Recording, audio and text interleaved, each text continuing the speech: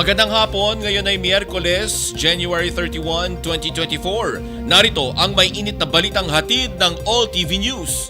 Dating Pangulong Rodrigo Duterte nanindigan sa kanyang alegasyon na adik umano ang Pangulong Marcos. Management Association of the Philippines inirekomendang magkaroon ng traffic czar sa NCR pero MMDA iginiit na hindi na kailangan ito. Narito ang mga detalye.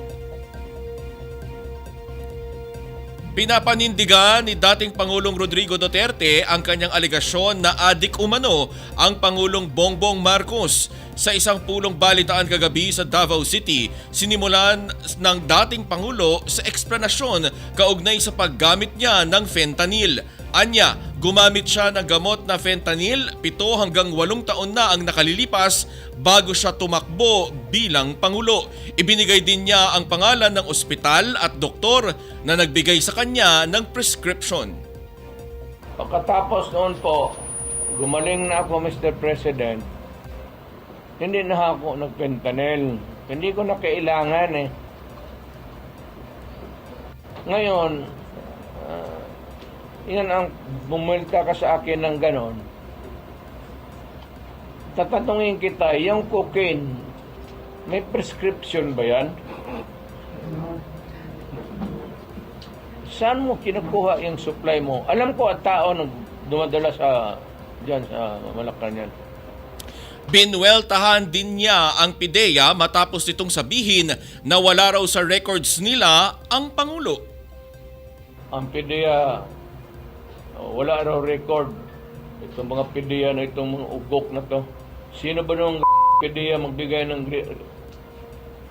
Ikaw ang PIDEA magbigay. Sir, ito yung record mo doon sa narco.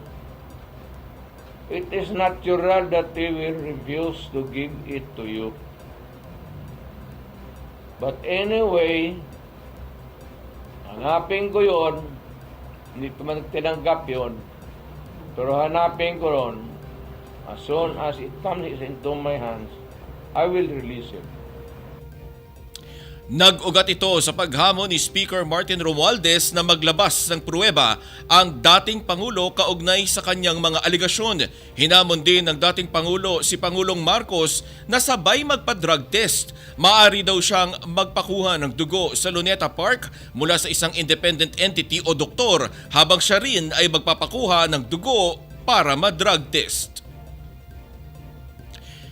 Inirekomenda ng Management Association of the Philippines o MAP na napapanahon ng magtalaga ng traffic czar ang pamahalaan dahil sa nararanasang traffic crisis sa Metro Manila. Sa isang pahayag, ito nila ay bunsod ng kabiguan ng pamahalaan na magkaroon ng traffic management. Git nila ang traffic czar ay dapat mabigyan ng kapangyarihan para gawin ang lahat para mapahupa ang matinding trapiko sa Metro Manila. Pero iginigiit ng MMDA na hindi na ito kailangan.